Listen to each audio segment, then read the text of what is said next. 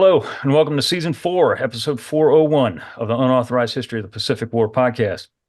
My name is Seth Perrodin, historian and deputy director of the Mississippi Armed Forces Museum here at Camp Shelby. And with me, as always, is my esteemed co-host, retired Navy Captain Bill Tody, former skipper of the fast attack submarine USS Indianapolis, Commodore of Submarine Squadron 3 in Pearl Harbor, and many other postings. How are you this May day, Bill? My energy level is up for Season 4, Seth. And do we have a good one for y'all today? We sure do. We do indeed. And if you're watching, you can see very clearly that we have a third member of our crew with us. He is the distinguished historian, our good friend, John McManus. John, how are you this fine day? Doing terrific. It's always a good day when I get to hang out with you guys. Indeed. Indeed it is. That's debatable, but very kind. It is for me, at least. Maybe not for you guys. It is for me. Sounds good. Sounds good. No. We appreciate your Army depth of knowledge, and we're going to need it today. Yeah, we got I appreciate it. Thank you, Bill. We got a serious couple of topics we're going to be talking about here to open up this new season. And as we always do before we get started, please like and subscribe to our channel. Helps other people find our stuff. We do appreciate it. So on with today's show. Like some long-lost love, it beckoned him. He stared in its direction intently, almost longingly, from across the stretch of water that separated Leyte from his true objective, the deepest desire of his crusade. The last time he had seen the area was in the black darkness, with the enemy pounding the remnants of his forces now holed up on the Bataan Peninsula. He was racked with guilt as he stepped aboard the Navy PT boat to be whisked away to Australia by order of the president. He felt that his escape, such as it was, made him appear to be a thief in the night, and he hated it. Always a brave man in the face of the enemy, he left the area in disgrace, humiliated by the utter defeat he and his forces had suffered at the hands of the Japanese. He had vowed to return, and return he would, by hook or by crook. In October the previous year, he began his liberation crusade when his forces, second only to Eisenhower's in Europe in terms of pure military power, landed on Leyte and slugged their way across the rugged, ridge-infested jungle island. And while his desire was to liberate every island in the massive archipelago that is the Philippines, as stated before, his true desire was to liberate the island that he had called home since 1922. More than a prideful issue, it dominated his thoughts since the night he left. There were people that he knew on that island, families that he had known for years, children that had been his son's playmates, men and women who had been his personal friends, people who had worked in his home, people he had seen daily and knew intimately. He had to set them free post haste. Finally, after nearly 3 years, he was ready. With the unstoppable power of the United States Army coiled behind him like some all-powerful spring of destruction, he would land on January 9th, 1945, and liberate his former home and its people. The Liberation of Luzon would unfold as one of the largest land operations of the Pacific War and would see triumph, liberation, joy, and a sea of destruction, murder, and horror incomparable to any other battlefield yet seen by American eyes. And guys, I don't think that's an understatement. I could be dead wrong there, but I don't believe that I am. John, what do you think about that? No, I think you're dead on. And as I've said, when it comes to Douglas MacArthur and liberating the Philippines, if there's a bigger word than crusade, that applies. There's just no other parallel in this war, from an American perspective at least, of an American commander at that level who has such a personal stake in the battle he's fighting and the place he's liberating. I think that's the fairest way to put it. I would agree with that. He has definitely got a tie to the area that no one else could ever possibly claim to have. Bill, you got the map up on the screen there. Show us what you're talking about here. Sure, Seth. So we talked already about in last season, right? About last season, it was so long ago, the invasion of Leyte down here, which is where we first started the campaign for the Philippines. Now, what we're going to be talking about here is a place all the way around in Luzon called Lingayen Gulf. That's the way I pronounce it anyway. I may be wrong, but I'm sticking with it. And that is this little peninsula here. For reference, Manila's down here, this Manila Bay. Subic Bay, for you Navy folks who've been there, and I have many times, is this little indentation here.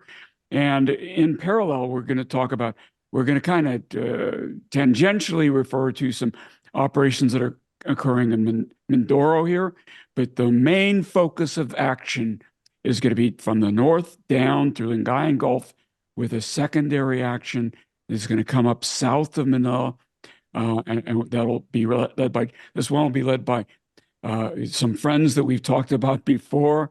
I guess I'll hold off for naming them until we get there, Seth. So Mac planned to use the Sixth Army. This is Walter Kruger's Sixth Army yet again. And these guys, John, they had been literally slogging their way through Leyte Island for the past several months, and they were relatively worn out. But Sixth Army was still a large spear point of a force. He Mac intended to land at Lingayen because, that's where the Japanese had landed in 1942, but that's not why he wanted to land there. He wanted to land there for strategic reasons, though, didn't he? Yeah, I mean, it offered, certainly the best pure landing beaches, but it's like a dagger pointed down towards what we'll call Clark Field. It's a complex of airfields that later becomes Clark Air Force Base, and of course Manila beyond that. And to me, Manila is really the key objective of the entire campaign, and certainly from a political point of view, obviously, and a kind of propaganda point of view, but logistics. I think that's what really matters about Manila as much as anything. The harbor, which is, we've spent so much time, we as World War II historians, I'm saying, talking about Eisenhower's logistical dilemma in Europe because they don't control enough ports. Well, Manila can be that port to basically sustain MacArthur's armies. So Lingayen makes the most sense on many levels. Plus, it has some open vista beaches. It has terrain beyond it that will allow us to set up to build airfields, fighter strips, medium bomber strips, and create like warehouse and logistical depots too that are going to be very important. Kruger picks 4 divisions to land abreast, essentially, on this beach, the stretch of beach you're talking about, John. And it was about 20 miles wide. I mean, this is not some insignificant piece of ground. This is a very large, wide expanse of territory that he wants to put these people on here. And landing 4 divisions, you need that kind of space. So he picks the 40th, the 37th, the 6th, and the 43rd Infantry Divisions to make their initial amphibious assaults. The 40th Infantry Division, John, these are new guys to the theater. Well, new to combat, I should say. They've been in the theater for a little while, but they hadn't seen any combat. These are National Guard troops, aren't they? Yeah, primarily California, California National Guard. And by and large, new to combat, although when you've been in theater, you get some patrol actions that at least allow you to get something of the feel of combat, but certainly nothing terribly intense for them. The 37th had fought at Bougainville a little bit less than a year earlier, and it's some of the most ferocious and violent, not just in the entire Pacific War, but in all of World War II. So they had been part of that. They've been part of the Battle of New Georgia as well. So this was a very high-speed unit. The 6th had been, involved on New Guinea, most notably at Lone Tree Hill, which is another not very well-known battle, but a battle of enormous violence. And the 43rd, of course, had also fought on New Georgia and had famously taken its lumps with combat fatigue problems early on in the campaign. It's a New England National Guard, from the New England states. So I think it's gotten a little bit of an unfair reputation on some levels. I think that what happened at New Georgia for them is they're not prepared for the battle that they're actually going to fight, and they don't have the kind of leadership that's going to be able to adjust on the fly, at least initially. I think by the end of that campaign, similar to the 90th Division in Normandy, it's starting to become a pretty solid unit. Kruger has the luxury of being able to pick and choose a little bit, even though he's coming fresh off Leyte, and you've got some kind of tired divisions there, like 1st Cavalry Division, which will eventually come into the mix here on Luzon as well, but needs a little more time. So it I think points to the sheer size of MacArthur's armies here that he has earmarked for him to liberate Luzon. One of the corps commanders, one of 2, is 14th Corps Commander, General Oscar Griswold. Griswold had been, you talked about Bougainville. Griswold had been in Bougainville. He kind of took the reins there when the situation started to go, pear-shaped. It started to go down the drain as far as morale is concerned, and he turned everything around, and he really took command of the situation. And he is going to be in charge of one of these corps here. Tell us a little bit about Griswold, John. He's a pretty fantastic commander, and one, No, again, much like Eichelberger, people really don't know too much about. exactly. Griswold is a Westerner and a West Pointer, and he is just so under the radar in terms of getting any kind of acclaim, at the time, and of course ever since. And that's, of course, part and parcel of serving under MacArthur, I think, on some levels, which he is for part of his career, but also, not necessarily in New Georgia and Bougainville, too. But he's fighting in these, difficult anonymous places. I don't have to tell you guys that as experts on the Pacific War, you know what I mean. But Oscar Griswold, I think, is going to emerge by the end of the Battle of Luzon as, I think, arguably one of the most solid corps commanders in the entire U.S. Army. He's steady, he's courageous, he's very, very level-headed, and yet he's aggressive. He's somebody who's a loyal subordinate, is going to carry out precisely what you ask him to do. But he's going to do it with losing the minimum amount of casualties and resources that could be possible. I think he's a very good battle leader and manager, and I think he's going to prove that, especially, of course, in the Battle of Manila, which could have been way worse in terms of casualties. So Griswold is pretty well experienced by the time his 14th Corps comes ashore at Luzon. And I don't know that at the corps level, once Eichelberger had been promoted up to Army, which he had by then, I don't know that you could have drawn a better general to kind of lead the way here. And such as go ahead, Bill. No, so I was going to say, since we have viewers from the Philippines, I want to make sure we clarify that it could have been way worse for American casualties. Oh, yeah, that's what I meant. Yeah. Oh, absolutely. Yeah, The Filipino side of it is another matter of absolutely. Absolutely. Okay, go ahead, Seth. Now, I was going to say the esteem that Griswold is held in by MacArthur is evident in the fact that he is given the task of getting his corps into Manila. And that's, as we said at the very beginning, that is the cherry on the top of the cake for Douglas MacArthur. He wants the Pearl of the Orient back in his hands like yesterday. And given the fact that Griswold is being told to lead the forces to get in there and get that shows you what MacArthur thinks of Griswold and his status. First Corps, they're going to land alongside of Griswold's 14th Corps. They have, as we said, the 6th Infantry Division, veterans of New Guinea, like you were talking about, in the 43rd under them.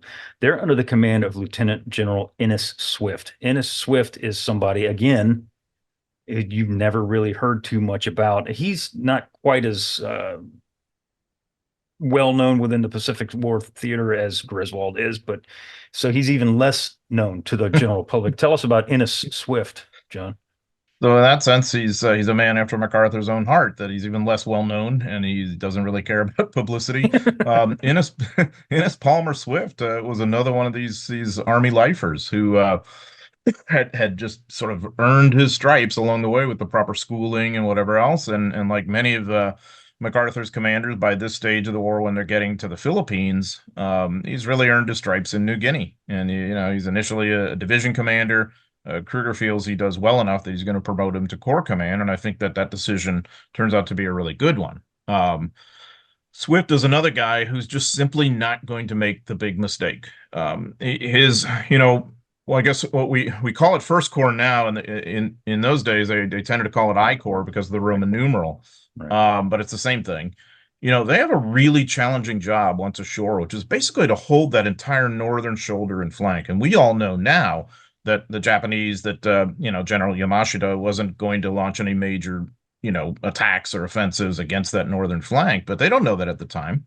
And they're under some level of pressure. And it's a very serious logistical challenge that I think Swift manages while Griswold's 14th Corps advances towards Manila.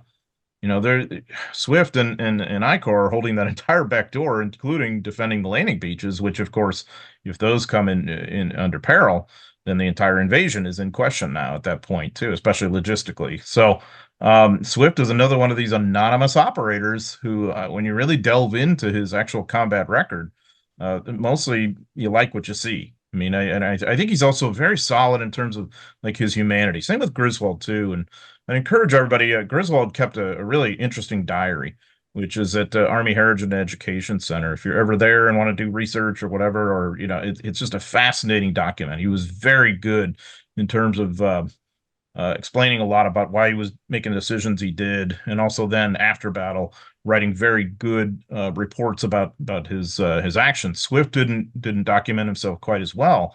But when you look at how ICOR is operating and how he deals with people at the human level, he's really quite sensitive on many levels, and I mean that in a good way. Well, Bill, aside from the 2 corps of Sixth Army that we're talking about, Mac plans to land other forces on, as you alluded to at the very beginning. Bill, tell us about the other guys that are going to be coming ashore here in the near future. Absolutely, Seth. So here's, you got I Corps and 14th Corps up here. They're commanded by the 6th Army, and we talked about General Kruger. And a key point to be made here is, here's the island of Luzon, right? You're going to see all this mountainous area here, and you're going to see green down the center. That's a really key point. What that points to is the easiest moving towards Manila is going to be down this path here. What that means is, we talked about Lingayen Gulf, and Lingayen Gulf then becomes the de facto spot for this landing. So what, again, taking that one step further, there is no strategic surprise. The Japanese know where we're going to land. At least in Europe and Normandy, the Germans didn't know precisely which area of France we would land on. So there was some strategic surprise there. Here, there is none, which gives the Japanese a great opportunity to prepare. We're going to talk about Japanese intel in a minute. But what you're referring to here, Seth, is the 8th Army under Eichelberger, and they're going to land south of Manila and then try to do a kind of a pincer movement with the 6th Army in capturing Manila. So there's going to be a race. Now, as you can see, the 6th Army has a lot further to travel than the 8th Army does to get to Manila. So one would presume that the 8th Army gets there first. We're going to see if that's the way this plays out. One more thing, Seth, I have Eichelberger's book, and I was very surprised how little he actually talks about this battle. Any idea why? John? Yeah, I mean, he was there. I can get into that more than you'll ever want, but what's that, Seth? I said he was there. Eichelberger, we're kind of jumping ahead, but he was there. Absolutely. Yeah. So you mean our Jungle Road to Tokyo, right, Bill? Yeah. Yes. Yeah. So, I mean, he doesn't write about it that much in the context of his memoirs because it's wedged in and all this other stuff he wants to discuss. But actually, in his primary source material, like his latter year dictations and memories, which are voluminous, he talks about that a lot, and it's so fascinating because it's funny because yes, this is 8th Army, but it's basically an army consisting of one understrength airborne division making this major dash to Manila. It's the 11th Airborne Division, most of it, not all. So it's and of course they land at Nasugbu on January 31st. So 6th Army had already been in play for 22 days by that point, moving towards Manila. So the way MacArthur unleashes Eichelberger is in a way to kind of prod Kruger to move him faster, because obviously that's the sort of key controversy of this campaign.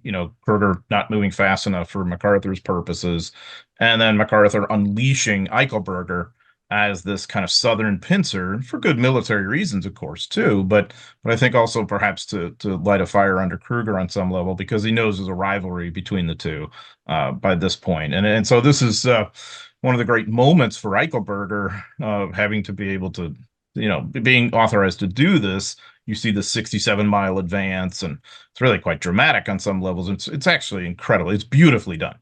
But when you're talking about one understrength airborne division trying to go into a major metropolitan area, and the Japanese had really most heavily fortified the southern approaches to Manila because they thought that's the main direction we would be coming from. It's called the Genko line. There's no way that one understrength airborne division is going to be able to breach that. It's just not possible. So it's a little bit, maybe, I think, Bill, maybe that's one of the reasons why Eichelberger didn't go into depth, because in his mind, he didn't fulfill the ultimate object, which was to grab Manila and grab it first. Yeah, two things you hinted at, John, is is the sprint that in some ways going to remind me of Patton's sprint in Sicily. But also, you mentioned the parachute division, right? And spoiler alert, there's an actual parachute jump, which is very rare for the Pacific. We'll talk about that in a minute. Go ahead, Seth.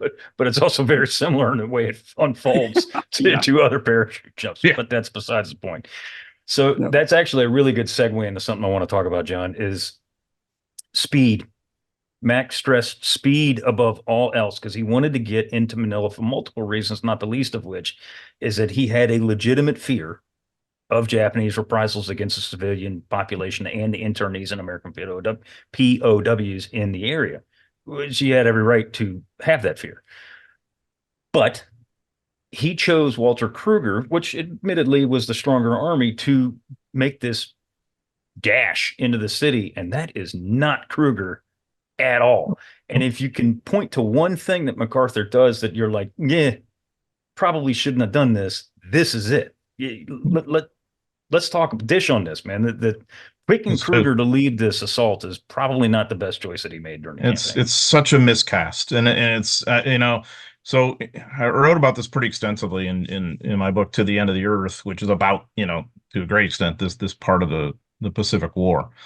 And I really kind of take MacArthur to task for mischoosing his army commanders. And it's not to cast any aspersions on Kruger, who I think is a fine commander on many levels. But we are what we are, and we're not what we're not. Kruger is not a bold, aggressive maneuver kind of commander. That's just not him. He's really a lot more similar to Bernard Montgomery in that he's a good, solid set piece thinker and planner. He's a planner. He's not really an improviser. And so Sixth Army's role, as MacArthur has designated it, is to make that dash for Manila for solid military and, as you point out, Seth, humanitarian reasons. His concerns are incredibly valid. We've got to get it quickly. So if you want that kind of commander in charge, you have him at your disposal. His name is Robert Eichelberger, who is basically the George Patton of the Pacific, and really better than Patton on many levels because he's not going to give you all the politically incorrect drama, and he's not out there slapping soldiers or, whatever else. Right. He's really good on every level. So I would point out here, and this maybe this will warm Bill's heart. I mean, the Navy had the flexibility to swap its commanders and just call the same formation a different designation between Halsey and Spruance, a 5th and 3rd Fleet, right? So why can't we do that with the armies? So it's 6th Army that's got this designation to the land at Lingai, and so what? It can be 8th Army for however Eichelberger controls it, or vice versa, or you can parcel out units, or it's just, to me, speaks to a lack of foresight and flexibility. That as much as MacArthur understood the rivalry of the two key commanders under his control, his army commanders, he didn't really understand who would be better suited for which job. And so he ends up paying the price for that in what was a too slow advance. I won't call it a slow advance, but slower than maybe we would all think it should have been. Certainly slower than MacArthur thought it should have been. And so he is just constantly frustrated once he's ashore, constantly trying to prod Kruger to do and be what he's not. And so this ends up, the way it all ends up, of course, is with Kruger becoming kind of persona non grata in SWAPA headquarters. And I think maybe in a way unfairly, but that's the way they're starting to feel about him, and all sorts of rumors swirling of MacArthur relieving him and all that. To my knowledge, MacArthur never seriously considered relieving him, but he was constantly trying to prod him, most famously by locating his own headquarters ahead of 6th Army headquarters and hoping to maybe shame Kruger into moving faster, and then ultimately unleashing Eichelberger as this kind of attack dog from the South. The tragedy of it, what really matters, is not necessarily all the drama among the commanders, but what happens to the folks in Manila, to the Filipinos there, when this does protract, and when you do have this cut-off group of Japanese decide to hunker down and fight. And that, to me, is really one of the larger stories of the Pacific War and the war as a whole. So it's really a kind of a shame. I wish MacArthur is so flexible in some respects, and I think that by now he's become a really good practitioner of amphibious operations, and he understands air power and sea power, I think, better or as well as any land commander in the war. But there's a real sort of myopia, I think, in how he employs his army commanders here at this phase. Same thing could be said of intelligence. Mm. Because there is a guy Yeah. who I rank right there with Dick Sutherland as being one of the most disgusting people in the entire United States Army during World War II, and then is Charles Willoughby. That guy failed MacArthur time and time and time again, yet he had this strange, put a note, he had like some strange grip on MacArthur that Mac couldn't let it go. And the intel that Willoughby, or lack thereof, if you want to call it that, that he gives MacArthur prior to the invasion of Luzon is like so far off the real numbers of Japanese troops here. It's not even close. I'm not talking like 10,000 guys off. I mean, it's over 100,000 people off, for crying out loud. Yep. Yeah, so Willoughby has estimated that there's 152,000 Japanese on Luzon. There's actually about 287. And I mean, God. so there's a lot of points to make on this. And yeah, this is the part of the show where we're really going to beat up Willoughby. So fair warning, if you like Willoughby, you're just not going to like this. But Yeah. and if you like MacArthur, you're not going to like what I'm going to say. You know what? Eisenhower whacked Mockler Ferryman for Kasserine Pass. You know what? In 1943 in North Africa, which is an intel failure on some level. And then he gets Ken Strong, who is a very good intel officer for the rest of the war. MacArthur is never willing to hold Willoughby to account for his too numerous failures in the course of the Pacific War. Now, there are times we can find where Willoughby does okay, where he does estimate things correctly and he serves MacArthur well, but the majority of the time not. And I don't know that this is understandable by this point in the war because of all the assets Willoughby has at his disposal. Yes. He's got the Allied translator and interpreter section. He's got coast watchers. He's got Filipino guerrillas. He's got aerial recon of every type and description. He's got the Japanese codes, for crying out loud. He's got Ultra. Yep. He's got the Alamo Scouts. He's got everything you could possibly want, and he's still that wrong because all he's doing is he's looking at the units that have some level of presence on Luzon and guesstimating how many people must be in there, which totally doesn't take into account all these kind of mishmash people who don't belong to a unit. And you know why? Because in many cases, their troop ships have been sunk by United States submarines, which by the way, makes this whole campaign possible on many levels because of the way we are gaining control of the sea lanes around the Philippines and obviously how it's negated Japanese naval power and whatever else. So it's just an incredible, stunning lack of flexibility. Then on top of it, Willoughby ends up in conflict with Colonel White, I think is his name, Horton White, who's the 6th Army intel officer, who's a little closer to the mark. I think he thinks there's about 220 or 230 there. 234. And so to what? 244? Yeah. So 234. So, not there, but closer and understandable, that he's not going to get up to all the way to 287, but White thinks that's what it is, and he comes into conflict with Willoughby, and but the other thing to remember about Willoughby, he's going to do whatever he thinks MacArthur wants him to do. He's the classic yes man, and I just don't think that a commander on any level is well served by yes men. I mean, okay, understood. You don't want to be constantly bickering and fighting with all your staffers. Okay, yeah, understood. But you need people who are going to advise you and sometimes tell you what you don't want to hear. They're going to tell you what you need to hear. Willoughby was never willing to do that, and yet MacArthur keeps him through the rest of his military career disastrously through the Korean War, too, when he underestimates the Chinese presence in North Korea and all this business, too.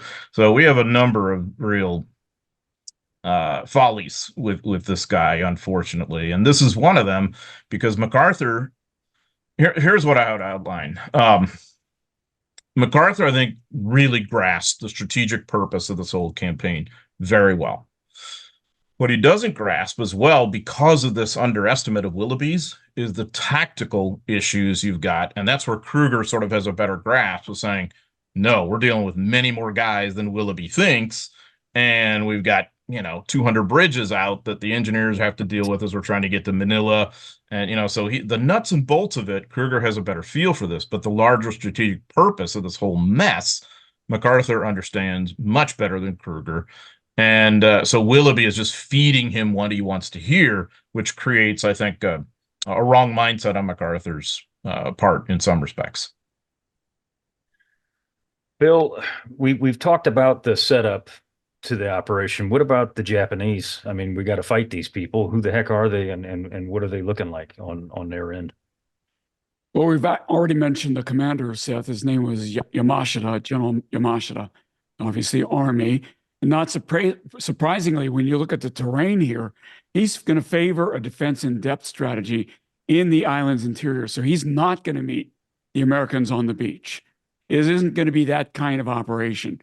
What he's going to do is layered defense in depth, phase line, phase line, phase line, phase line, and attrit the Americans at each phase line and try to bleed them to death. Now, the Japanese naval and air arms had done their best in preceding months, but to no avail. They had been largely destroyed in the process. Yamashita's forces on Luzon, as we said, 280,000 or so, were weak in artillery, transport, armor, and other modern equipment. All they really had in numbers was infantry. So they would be unable to face the well-equipped American Army units in open warfare. Therefore, no surprise, Yamashita decided to fight this delaying action, keeping the army in the field as long as possible. That means he's going to stay up in the mountains, kind of Peleliu style, and then come out at a time and place of his choosing. During the 41-42 defense of the Philippines, MacArthur had considered Manila, the central Luzon plains, and the Bataan Peninsula critical with their harbors and airfields. The Japanese are not going to do that. They have no intention of defending these sites. Instead, Yamashita is going to plan to withdraw the bulk of his forces into 3 widely separated mountain strongholds and settle down for a long battle of attrition, Seth. His chief of staff, a Lieutenant General Muto Akira, said, quote, "To question of what could be expected from a clash on an open plain without air support between the Japanese army and its adversary, the most steadfast believer in the power of spiritual factors had perforce to answer that the outlook was dark for Japan," unquote. So these guys were fully aware, John, that there's no way they could meet the United States Army head on in an open traditional style battle and emerge victorious. We had air power, we had artillery support out the wazoo. We had, and that's not even, I'm not even talking about naval artillery. I'm talking about Army Corps level, divisional, whatever you want to say, Army level artillery support. Japanese didn't have any of that, or they had very little of it. And they knew that pulling up into the mountains is going to be the best way to hold this island. And that's exactly what Yamashita wants to do here. He divides his forces into 3 separate groups, though, doesn't he? And he, because Luzon's not a small place. I mean, it's a great big old island, and he cannot have the one thing the Japanese have never had at all in any kind of consistent manner throughout this war is communications. And this is no different here. Yamashita has very little communicative ability to reach forces outside his immediate control. Therefore, he splits these groups of defenses into 3 groups. And this is how he plans to hold this island, doesn't it? Isn't it? Yeah, I mean, he's got these 3 major groups that might as well have been 3 different military forces on some levels. And technically, they're all under his, headquarters, his order of battle. But they're not necessarily all under his daily control, including most infamously the people in Manila itself. But yeah, so Yamashita really, I think, has an excellent battle plan for the situation he's got. He understands that, after the Battle of Leyte Gulf, Japanese naval power is sort of off the board in the Philippines. What they've got, they're husbanding for Okinawa, especially, of course. And their air power is severely diminished too. You're going to see their air power come into fruition or come into play in the very beginning stages of when the U.S. fleet is approaching Luzon with the launching of kamikaze assaults that kills, I think, 503 sailors. So, it certainly leaves a mark, but it's not able to stop the invasion. Once that's done, Yamashita is dealing with an enemy that controls the air, sea, communications, like you said, has all this massive firepower, has this incredible logistical sophistication. And so really, what is the strategic objective at this point of the war from his point of view? it really becomes bleed the Americans, cost them time and cost them blood. And maybe in tandem with other places where that's going on, you are then going to force the Americans to the peace table to negotiate some sort of end of the war short of unconditional surrender and the occupation of Japan, maybe. So that means an inland defense. You're not going to stop them on the beaches, and that's what Yamashita understands that other Japanese commanders were slower to understand earlier in the war. He also realizes too that by this point, um, he's lost a lot of people he had intended to fight at Luzon by having to send him to Leyte because Tarachi, his superior, and the folks in Tokyo had basically told him, no, it's all showdown, air, land, and sea at Leyte. You got to send these guys. So, he loses the better part of, what would we say? A quarter or so of his forces along those lines. So he's been diminished in that respect. So I think he does the best he can, with this exception that I've never understood and still don't about Yamashita's battle plan and his strategic outlook. He later claims that he never intended to defend Manila, to fight in Manila, similar to MacArthur declaring an open city in 41. I don't really understand why that would be, because of what we just talked about earlier, how incredibly important it is as an objective. So it's important to deny that to your adversary. I think that propaganda win, the political win, but most notably the port and logistical aspects of Manila that are going to be so crucial. But also, if your objective is to bleed these guys, I can't think of any better way to do it than an urban combat. Right. So now I wonder, we have to think about Yamashita's post-war words in the context of him being on trial for the terrible atrocities committed in Manila. He doesn't strike me as a dishonest or disingenuous person. Quite the opposite. He really seems to be a pretty straight shooter on many levels, and quite I think a really solid and honorable person on many levels. But I just find it so hard to believe that someone as intelligent as he was didn't understand the value of Manila. Clearly, I guess through his actions, he didn't intend to defend it, I suppose, but I don't grasp why. I think it's a major mistake if that's really true. Yeah, he starts moving people out of Manila long before we ever land. Like, he starts pulling troops. Local intel is reporting to MacArthur that the Japanese are leaving Manila. They're pulling. This is back in late November, early December. They're pulling people that's what out of there. MacArthur wants to hear. Exactly. Yeah, and of course that's going to have ill omens for the future. But I had read, and I can't remember if it was in your book or Rampage, that it said that Yamashita said he didn't want to be responsible for feeding the people. I cover that in my book. Which I no more believe that he intended to feed those people than he intended to fly them out of there. But I just think that was an excuse that he used. But regardless of this, he doesn't intend to hold the city. He doesn't intend to fight for the city. And I guess what we're trying to say is that even though he's the supreme commander, Japanese commander on the island, or in the entire archipelago, really, he doesn't have the control that he should have had.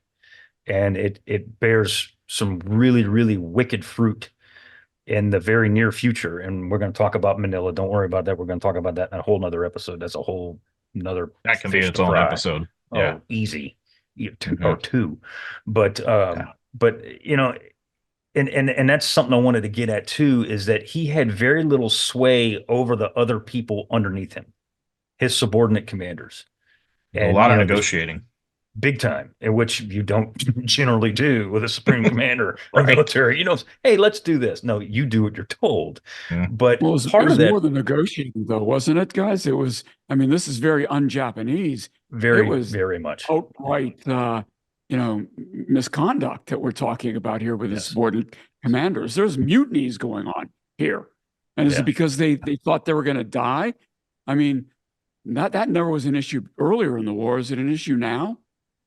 I think the biggest problem he has is with the naval personnel because of that great divide between the Imperial Army and Navy, that the Navy folks like Rear Admiral Iwabuchi think, well, his authority really is not set over me. My mission is to control the naval assets here in Manila Bay, and what he says may or may not be relevant to that.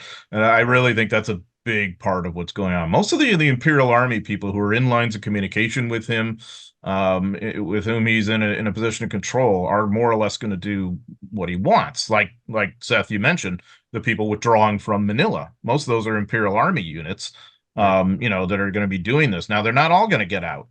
You know, so about a third of the Japanese troops who are going to end up fighting in Manila are Imperial Army.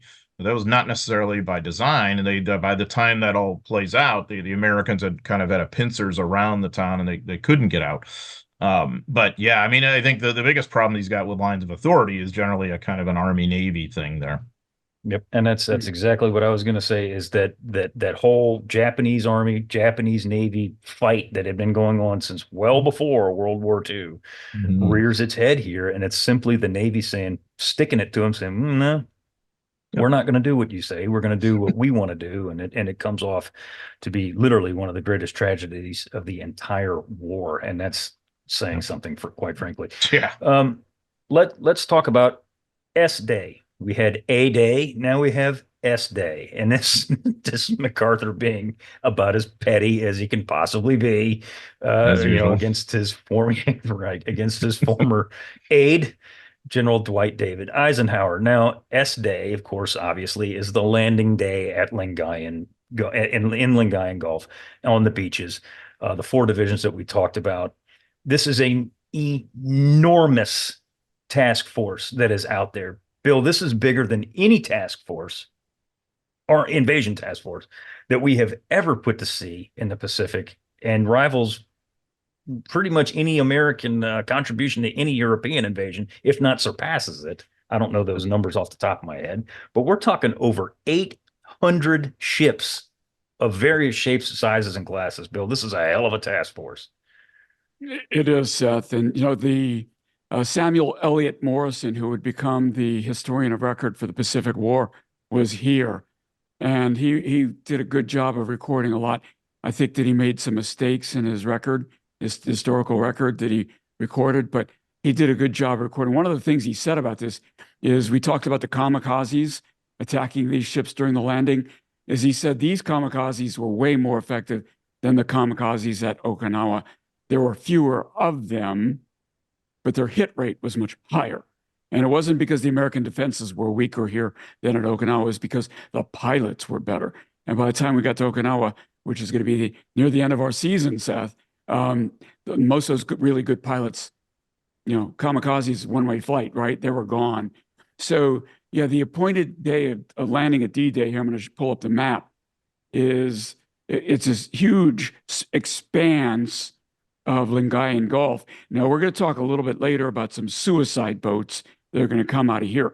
But you, as we said, you've got the various divisions spread across this beach, and the idea is to establish the beachhead and then start moving forward with alacrity.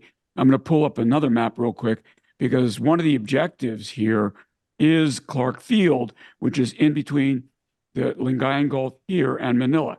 And that, we talked about that already, but that's really an important objective for us. Baguio up here, I remember taking a Victory liner up to Baguio in the 1980s from Subic Bay, but it's become essentially a non-factor during this invasion, because the sprint's going to be like that, Seth. Yeah. CBS correspondent Bill Dunn, who was one of the more well-known guys in the Pacific theater during the war, he wrote down, and he's responsible, Bill Dunn, excuse me, and a guy named Carl Meidens, who was a Life magazine photographer. Both of these guys are going to play a very, very large role in the liberation of Luzon, in that they bring the war home to the United States in a way that probably other invasions, with the exception of maybe Robert Sherrod, had not done so quite to this degree. He writes, quote, "On the dark purple water as far as the eye could carry, hundreds of ships of every type completely surrounded us, transports and cruisers, cargo vessels and battleships, landing craft and destroyers," unquote. It truly was the most impressive task force that the United States had put together for the Pacific War. Beginning at 0930, over 60,000 American troops land at Lingayen amid sporadic and light opposition. Now, John, Kruger had expected to get a hot reception at the beach, and nothing, or virtually nothing. There was essentially nothing which surprised the hell out of Kruger and MacArthur and everybody else because they were expecting it to be a hot fight, weren't they? Yeah, they were, and figured they'd, that that the Japanese would resist at the waterline as they had, most notably and recently at Saipan, say. But I also just am kind of amazed that they expected this. It's easy for me to say, I guess, knowing how it all turns out, but it seems like they hadn't quite studied what had happened subsequently. Um, and like especially at Leyte, I mean, at Leyte, you've got one division that's in play on the day they invaded Leyte, but there isn't exactly a hot reception for the four divisions to come ashore versus say Saipan or Normandy or whatever. So also it's a little bit of an intel failure in that the Yet Japanese again. presence near the beaches tells you something about what kind of reception you're going to get, I think, and I think there's a sense that there's not that much there. So I've always been a little bit surprised by their attitude in that respect. But yeah, they get ashore, and then of course really what they're worried about is the logistics once they're ashore. At least Kruger is, and because he's got to do the nuts and bolts of this advance that MacArthur wants, especially with 14th Corps. I mean, it needs air support. The Navy can provide us with some of its carriers for a while, but you know what? They can't stay there. Look what just happened with the kamikazes. I mean, we don't know that maybe there aren't more who could threaten a fleet carrier or whatever. We don't need that. And you've got Okinawa and Iwo Jima in the offing too. And so basically you're going to have to rely on land-based air, and that's one of the things MacArthur had decided after Leyte, we talked in a different episode about just how much Japanese air is in Leyte and how MacArthur himself is imperiled each day, his headquarters and all that. He was determined to avoid that, from this point forward, which means basically Kenny's land-based air forces are going to be what are going to provide you with support. Okay, so to do that, we can't obviously rely on Leyte because it's not very good and not very suited for that. And so that means we got to have Clark. Yep. And we got to have it really quickly. And so there's two real tactical dilemmas we're going to run into as the forces start to move in and fight there. Sort of rid lines over it with small caves that the Japanese have sort of fortified guns that are going to peek out and just really just fire at anybody who's moving towards the runways. But really the bigger peril is all the bombs and booby traps that have been set up there. And this is a major, major engineering problem that we've got. So it's one matter of taking the actual physical fields. It's the other of really securing them and being able to use them. And all that takes time. So from Este forward, Kruger's having to worry about these very tangible problems. I mentioned the bridging problem earlier, where 6th Army engineers have to rebuild something in the order of about 200 plus bridges, rehabilitating some of them, building brand new ones, about a third of those for about a third of those water crossings. I mean, again, that takes time and know-how. The U.S. Army is extremely good at this by now, and especially Kruger's 6th Army, I think, is first among equals in that respect. But all of these are the tangible dilemmas we've got. You got to get the railroads in play. Right. I mean, that's the other thing, too, and that takes a lot of Filipino help. I mean, I haven't mentioned that at all, but the Filipino guerrillas are such a huge force multiplier, and the population, because they're going to have to start to be, the Americans are going to hire a lot of them now to work at the airfields, to work at the depots we've got, to work on the rail lines and wherever else we're operating, to work, maybe not necessarily building the bridges, but securing a lot of the areas around them. And so all of this is just an enormous proposition. And to build on your point, Seth, in terms of the combat power allotted to this, I mean, in terms of pure number of ships and number of divisions employed, I mean, this is every bit on par with the American contribution in Normandy, if not more. Mm-hmm. It is truly, it's massive. It's absolutely tremendous, the amount of people. And, MacArthur always complained and cried and pissed and moaned before. He didn't have enough forces. He didn't have enough of this. He cannot say that now. Nope, that was his thing throughout much of the war, and then later on when he was writing about the Yeah. war, how he got so much out of, gained so much and did so much with such a small shoestring, hardly any resources. Well, that's absolute rot gut. I mean, I mean, come on.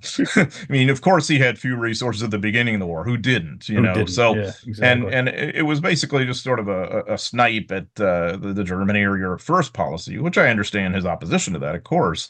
But I mean, he didn't like priority going there, but he actually is getting his fair share of resources even fairly early on in 42 and 3. But by now, as I had pointed out in my book, it's second only to Eisenhower. Mhm. It's more than what we had allotted in North Africa, for the Battle of Sicily, for Italy, for South France, almost combined. Okay, so SWAPA is huge, and also, from an army standpoint, this isn't the full extent of Army No. combat power and resources in theater. I mean, of course, Yeah. Nimitz has control of many others, and not to mention what Albert Wiedemeyer's got on the Asian continent too. So, this is how we end up with 1.8 million American ground soldiers serving in the war against Japan somewhere. A fair chunk of them are with MacArthur's forces at this point in time in 1945. Yeah. It's absolutely astounding. Bill, you touched on it briefly.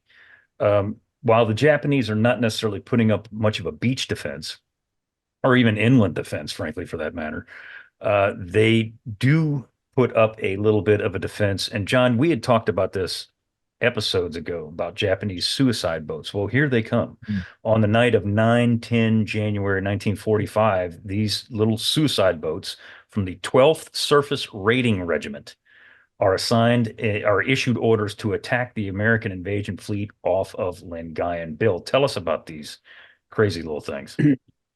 Yeah, Seth. So these boats, there were about 80 of them. They came out of this area here. They were kind of hidden. They started, on the night of the 9th, as you said, sortying to attack the invasion fleet off Lingayen.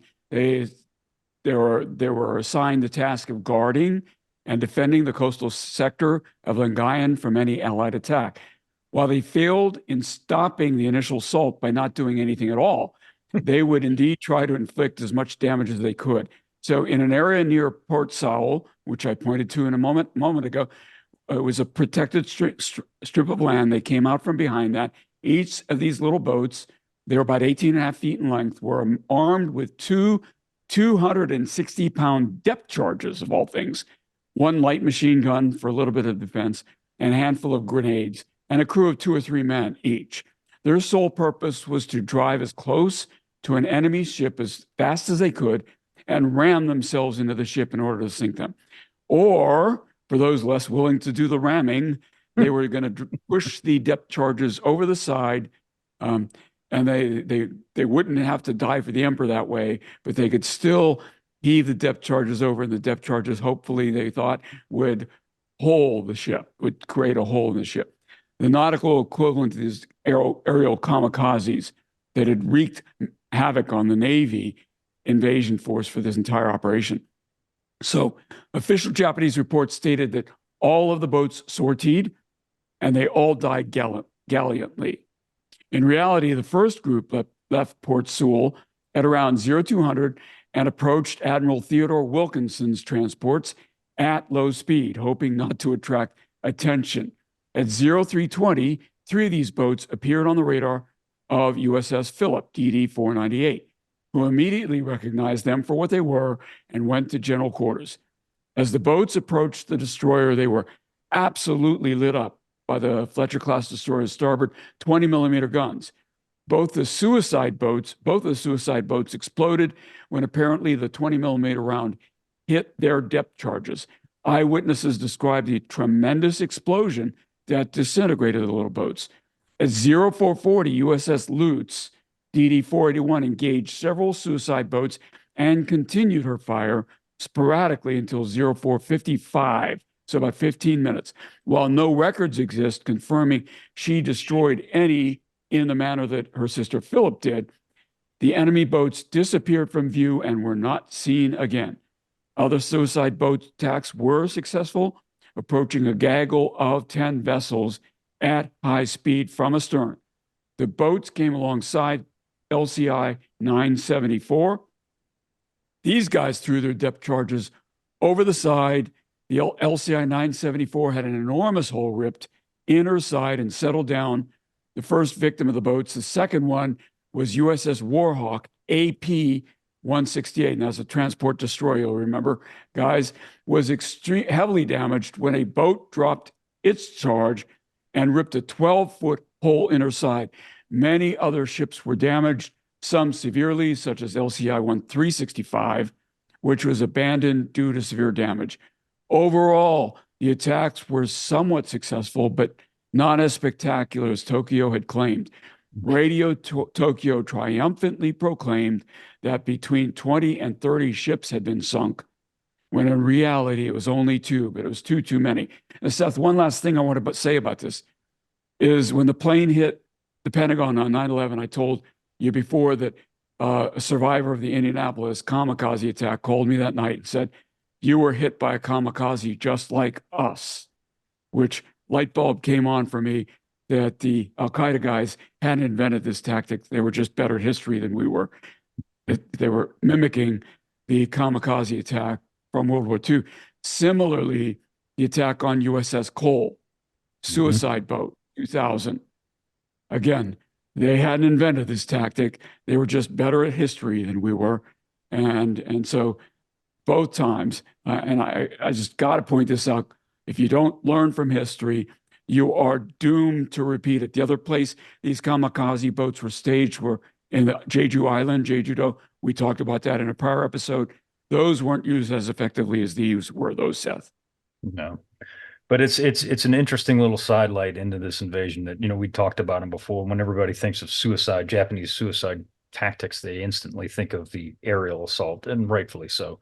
But they weren't the only ones. So, John, as we had talked about before, Mac wanted speed. Speed was the key word of the entire operation because he wanted to get his feet into Manila like yesterday. He wanted to get there right now. He wanted it, and he wanted it now. So at every single opportunity he could, he stuck his finger in Kruger's eye to get him to move. And Mac's not being a jerk here. He's trying to prod the beast to move. And it's not really working, though, is it? No, it isn't. And I want to address it before I do to build on Bill's point about suicide bombers. They'll even try land suicide bomber types against American tanks on Okinawa. So you're going to see sort of a land dimension, an air dimension, and a sea dimension. And I think it points to the really disquieting reality that to this day, I don't know that there's any failsafe against a suicide attacker / suicide bomber. And I'd like Bill, to your point, learning what? Yeah, subsea with Kaiten. Yeah, the only thing that the Islamic terrorists haven't imitated yet. Right, and that's the worrying thing, is how do you negate that? And so that's what the Americans are grappling with here. And so this is very relevant history to learn from. In terms of the other thing about the kamikazes, one way that the one opportunity they really miss is to hit the U.S. transports. The boats had a little bit more of that, thrust to their operations.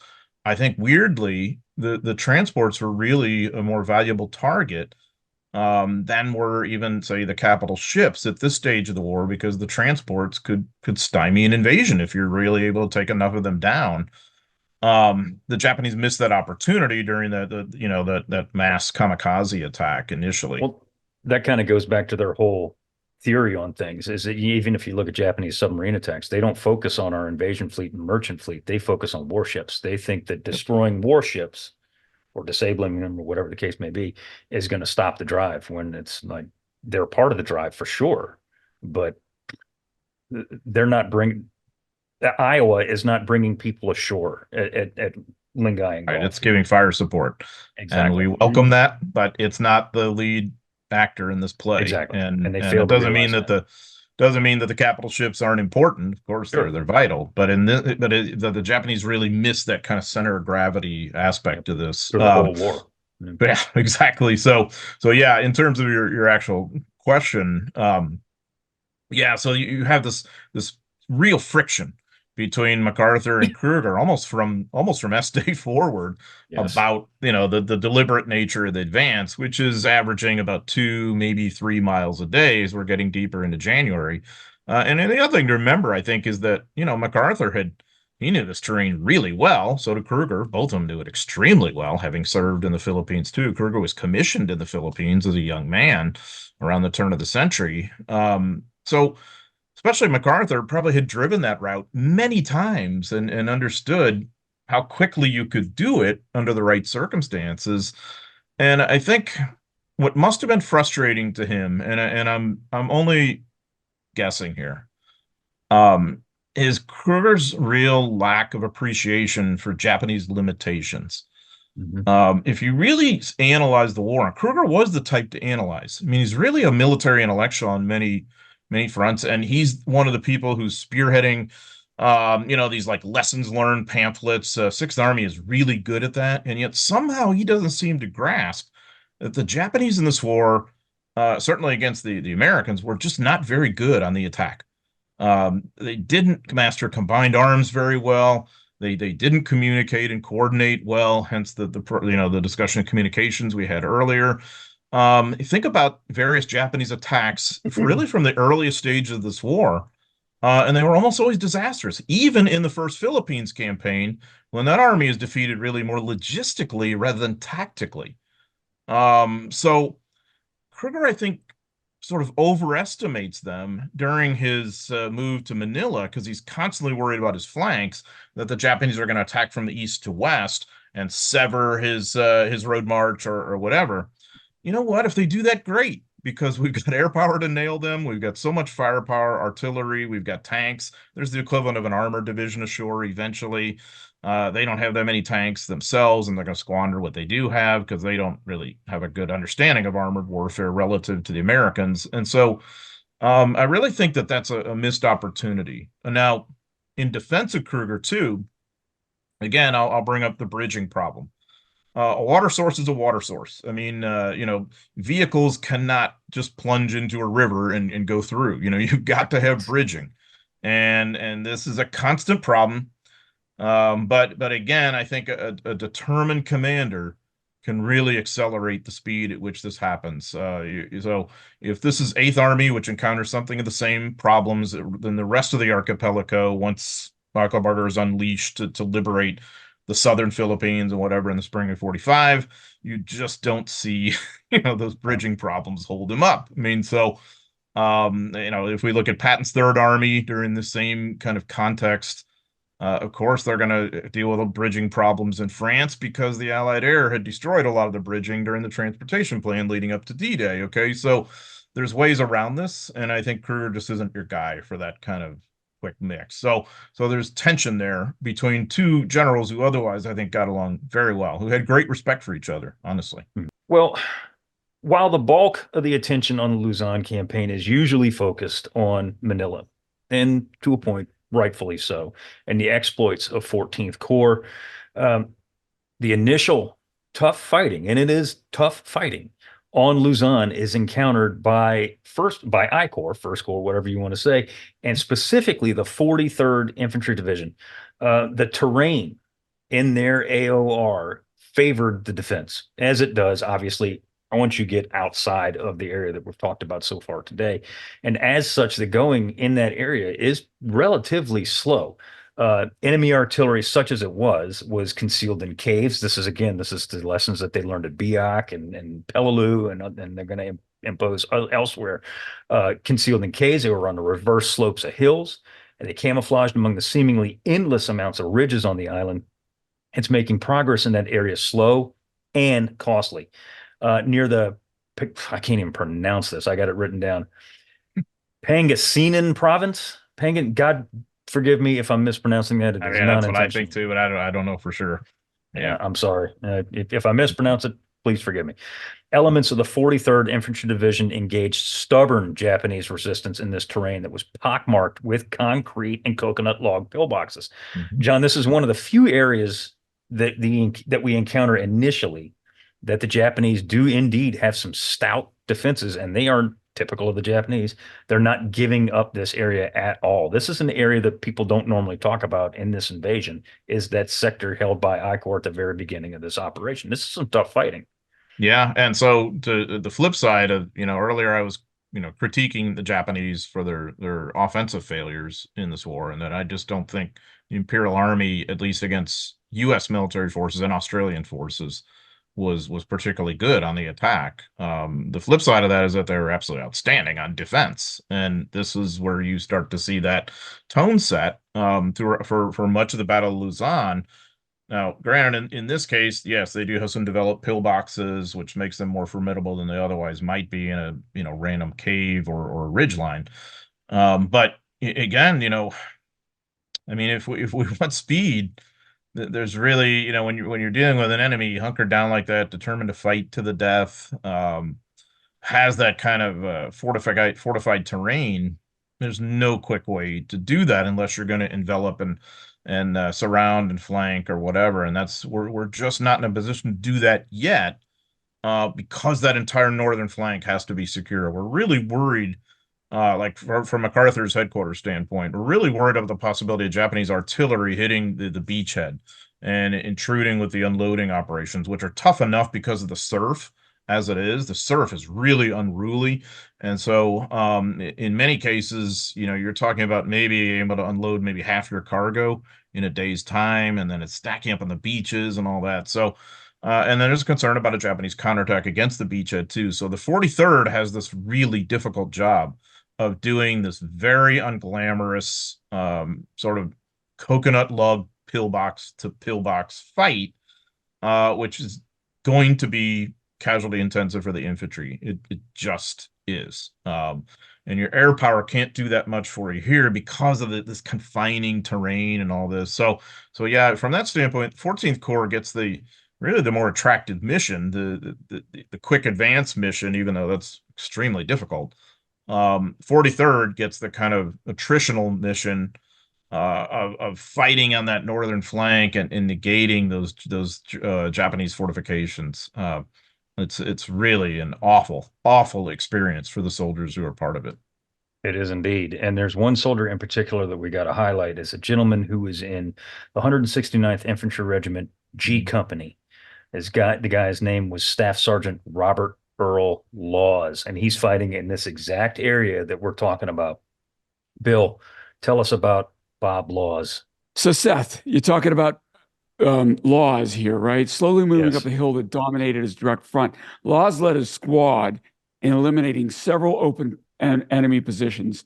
The Japanese defenders in this area were estimated to be a reinforced company of regularly lined infantry and were well supplied with automatic weapons.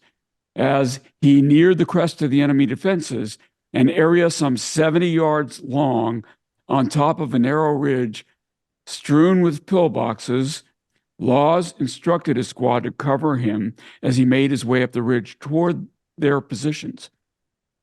Under intense Japanese machine gun fire, Laws managed to make his way close enough to a pillbox to be able to throw grenades at its firing embrasure. Over the next several minutes, Laws and the occupants of the pillbox traded grenades, of which at least 2 wounded Laws with their shrapnel. Finally, one of Law's grenades found its mark and exploded in the pillbox, killing the occupants. After destroying the enemy positions, his squad moved up and fed Laws more grenades as he made his way up the ridge alone and knocked out enemy positions after position by himself. As he made his way up the ridge, he was wounded twice more by enemy shrapnel. As he got closer, 3 Japanese came out of their positions and charged at him with bayonets. This can't end well, Seth. Laws opened fire with his Thompson and killed 2 of the 3. The third guy kept coming, and now with an empty magazine, Laws grabbed the Japanese rifle and began to wrestle the dude to the ground. Wrapped up in each other, the 2 men slipped and rolled back down the ridge together, fighting as they rolled. After rolling some 60 feet down this ridge, this is out of a movie, Seth, Laws rose, grabbed an object, an object, threw it down, apparently killing the Japanese. He stood up, and instead of looking for help, he ran back up the hill. His efforts Badass. allowed his squad to eliminate what was left of the Japanese positions on the ridge, thus allowing the rest of G Company, Gulf Company, and the 169th to clear a path towards their objective just northeast of San Fabian and the Mortis. Laws would survive the war to receive the Medal of Honor from President Truman in 1946, after the war was over, kind of like O'Kane, Seth. I mean, whenever we encounter these stories, you have to tell them, because it's literally, as you said, it sounds like something out of a movie, but Yep. it's real life. It's real And, life. if I could add something. Mhm. So let's think about what that small unit infantry combat action really meant. So in that kind of close combat, you're talking about truly seeing who you just killed Yes. and how you did Eyeball it, to eyeball. eyeball to eyeball. All of that trauma. It basically, just think of the fight you just described. That would be, for any of the rest of us, but really, I think for most any U.S. infantry soldier in the war, the pinnacle fight of your life. It is a fight for your life, that probably would take everything you have. And from G Company's perspective, that fight took everything they had in order to take those few positions in the broader scheme of the Battle of Luzon. And then guess what? I'm going to ask you to do it again, if not tomorrow, by next week, maybe. And then the week after that, and that, and that. And that's basically the Luzon campaign, and pretty much any of these ground campaigns in the war, most of them, but certainly the Luzon campaign. So in this case, Laws is really fortunate to have survived the war physically. What this did to him emotionally, I couldn't begin to speak to, but it would be bound to change you. And that's just him. Just think about everybody else who's involved in this small unit action too. And how they would have perceived it and seen it, and what happened to the various one or two or three of us who were with him, maybe. I mean, there's so many layers to this that are really hard to grasp for those of us 80 years on who weren't there. So I like that you mentioned that, because certainly not everybody fights like Laws, but that isn't the point. The Battle of Luzon, in terms of the ground combat, is often going to be like that. Yeah, especially when you get, as you were saying, eyeball to eyeball. And we made it a point when we talked about Lady, and it's going to go on again here. This is not, in some instances, it is killing from thousands of yards. There are going to be those occasions, and that's like in any fight. But especially when we get into Manila, into the city, when you are literally having to kill a man with your bare hands, or you're killing a man who's from me to my door, which is about 6 feet from where I sit right now. I mean, you're talking, you can smell the guy with a flamethrower quite often. Yeah. Or a knife, even, which, potentially even worse. So, I mean, this is some of the nastiest, grittiest, most heinous combat of the entire war, Pacific and Europe combined. This is going to be some of the nastiest stuff you will ever see. And again, I say especially in Manila, because that's just the horror show of horror shows. But I mean, it doesn't get any easier outside of Manila. Steals the limelight for many reasons, but it wasn't any easier outside of Manila. And speaking of Manila, let's talk about the drive to Manila, the route to Manila. Long Mac's primary target, as we say, lay directly through the heart of what Bill was talking about earlier, which is the central Luzon plain. The region is a fertile area with rice paddies, pasture, sugarcane fields, all that stuff. It's flat as a pancake and surrounded on both sides by mountains. So it's a natural funnel, if you will, to the city.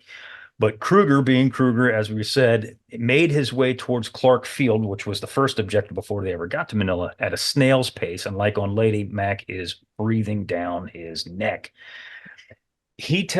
Mac tells Kruger in no uncertain terms that Manila was to be taken by February the 5th.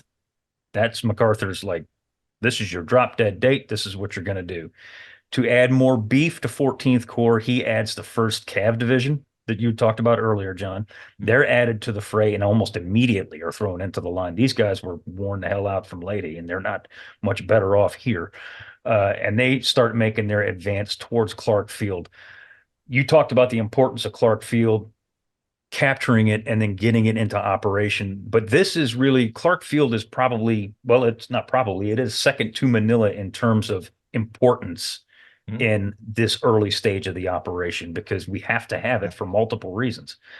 Clark Field is not your normal airfield in the Pacific. This is not some dirt strip. This is like a real, honest to God, modern complex, isn't it? It is, and it's on both sides of the highway. It's gosh, dizzying number of runways. It's obviously it's going to become a major U.S. Air Force base after the war, but it was a major Army Air Forces base before the war. It was the core and heart of our air power in the archipelago before the war. It had been the core and the heart of Japanese air power in the archipelago. It isn't by now, of course, because the planes are expended by kamikaze or earlier, whatever. So what you're going to find is hulks of planes there, planes used as booby traps, or basically a lot of dismounted weaponry that's going to be used by Japanese ground forces. So what I mean by that is machine guns that you would have had aboard planes or whatever that are now going to be in play, anti-aircraft guns too. I mean, it's a weird place to fight.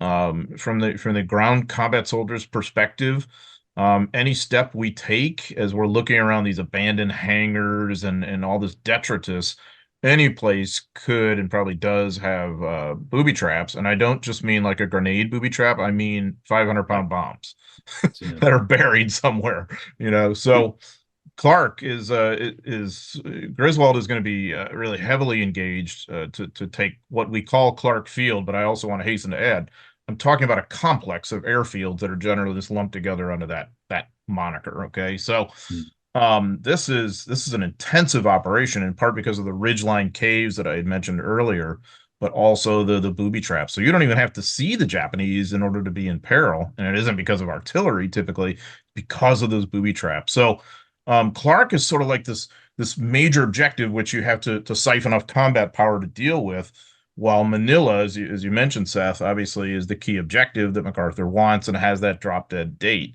I'd also like to dispel what is, I think, a myth to this day. Of course, you all know I'm often the first one to criticize MacArthur, but I also think it's fair to defend him sometimes, because Kruger was under the impression, and so many subsequent historians will be, that MacArthur wanted Manila by January 26th, his birthday, MacArthur's birthday, for his own vanity and all this kind of stuff. I found no evidence of that. I really think that that's nonsense. He wants MacArthur wants Manila quickly because it's smart to have it quickly. It has nothing to do with his birthday. So it has to do with the reasons we've enumerated. Okay. So, and I think that just makes more sense, but also I really tried to track that down. And I found no evidentiary basis of that at all, beyond just Kruger's impression and then a lot of his staff officers who repeated it later as somehow fact. But also I think MacArthur doesn't quite appreciate that there is still there are still Japanese forces in Manila. MacArthur is the first one to say, oh, well, I believe it must be true, so that's the way the world is. Or, exactly. He's the ultimate of this with his mop-up messages and all that kind of stuff, communiques. So here's another instance in which MacArthur wants it to be true that the Japanese are gone from Manila, and so then it must be true. And the classic case of this, of course, is when he's kind of confronting Griswold and predicting that there's nothing more than a Japanese platoon or rearguard company in there. And they had just had a beer or so earlier, and I sometimes flippantly say, I wonder if MacArthur had a keg of beer, to believe that rather than just one, I mean, seriously, the city is burning in front of you, and your guys are encountering serious resistance. How can you feel that way? So it's classic MacArthur, some things you're like, wow, that's really interesting. He's quite innovative. And other things you're just like, is he in touch with reality? So Yeah, but you know, as we discussed earlier, and I don't want to beat a dead horse, but this just is not Kruger's game. I mean, it just it's as if you took a 300-pound lineman in football and said, you know what, I'm going to give you the ball to sprint to the end zone on Right. this end play. I mean, you know, and you in the meantime you took your speedy halfback and put him on the sideline and said, well, you're not in the game right now, and that's of Right. course Eichelberger. Right. So who's responsible for that? Well, the coach, and that coach is MacArthur. Yeah. You know, Seth, you I talk. want to Go say ahead, Bill. something about MacArthur here. You're going to have to check my ID to make sure it's really me saying this, but it is. I'll show you my ID later. Um, it's unfortunate that Dugout Doug's nickname, Dugout Doug, I think it coined during, in 41, right? Yeah, By folks Corregidor, maybe on Bataan or something like that. Corregidor. You know, Corregidor, yeah. You wonder if he knew about it. He had to have, right? Oh yeah. He did. Because what he's about to do here, he makes some, I think, really good operational level of war decisions. And that's where he should be operating at this point in time. The strategic decisions have been made. We're going to Luzon. Operational levels, how we're going to get to Manila and all of that. And he's doing well there, making some bad personnel choices, but doing well from the generalship standpoint at this point. The bravery that he displays, as you said, Seth, poking Kruger in the eye in some cases, but going out in front of the lines, Yes. the bravery, almost foolhardiness that he displays here is unquestionable. And I really wonder if he was going out of his way to kind of cancel, I hate that word in his modern parlance, the Dugout Doug moniker that he'd developed. Maybe. And he's going to prove that I'm not just a guy who hides out in the bunker. I'm going to lead by example. Marine-like, my Marine friends will be glad I said that. What do you think about that? I question that. I don't think he's doing it for that reason. And the whole story is, of course, he consistently brings himself to the front lines, and even at some couple times beyond the front lines. Even when he's advised by, I have in the notes here, he runs into a major, a United States Army major, an armor, a tanker, who says, "I'm sorry, sir, you can't go any further than here. The road's under artillery fire." And Max says, "Well, I'm just going to go see for myself," and he does, and he goes out there. I don't think it's to dispel the Dugout Doug thing. I think it's because the guy was just genuinely brave, and on top of that, he's trying, as we've been saying, he's trying to poke Kruger in the eye and saying, "Look, if I can do it, you can do it. Get your ass moving and get it moving like now." I personally think Mhm. that's what he's doing is like John had alluded to, and we said it before. He's poking him, saying, "Go, go, go, go, go. I can do it. You can do it too." What do you think, John? Yeah, and I think it's so unfair that MacArthur was saddled with that Doug-eyed Doug thing. I know of no American general in World War II who was more intrinsically courageous than MacArthur. I mean, for whatever his other faults are, that's not one of them. I He's mean, got this guy has been under more enemy fire and in more danger than any other American theater commander in this war by far. Easily, easily. Easily, maybe, probably more than corps and division commanders, maybe even more than yeah. colonels and battalion commanders, you know. So he deserves that respect, I think, as a very courageous guy. Is he trying to get out from under the Dugout Doug moniker? I mean, maybe on some levels, because with MacArthur, there's so many layers to what he does. But I think the primary motivation, I agree with Seth, is to motivate Kruger, and because also this is home, and he's Yes. so eager to liberate it. And he wants Yeah. into Manila. He wants to get back there, and he wants to see people he knows and liberate the POWs and whatever. And so, yeah, and you know, to be fair to Kruger too, it's not as if Kruger is without courage either. I mean, he spends his days constantly on the road, visiting frontline units and whatever. But like anything Kruger does, he's more circumspect, and so that means going back to the HQ, and at 1800 hours sharp every night. That's when dinner is, and eating dinner uncomfortably, usually with his staff, for about 30 minutes, and then on to read his paperbacks and then plan for the next day, you know. And so it's very much a kind of a rote sort of thing, whereas MacArthur is just this sort of expeditionary guy roaming all over the place. But I think MacArthur understands a little bit how to pick and choose, because later in the campaign he will hunker down once, especially once Gene is there with him and Arthur. He will hunker down in Manila and at his headquarters and all that, once Manila is liberated. Um, so I think he understands enough, at least, to understand when he ought to be in danger and when he ought to not be in danger. And Seth's quite right. There were times where he was actually between the lines. And you wonder what would have happened, What the if he'd hell are been you hit. doing? But Yeah. this Yeah. is the other part of it too. I think MacArthur truly believed that he was a man of destiny. So I think his courage comes from that, of saying, well, there's no way that God would let me be hit. Patton too, right?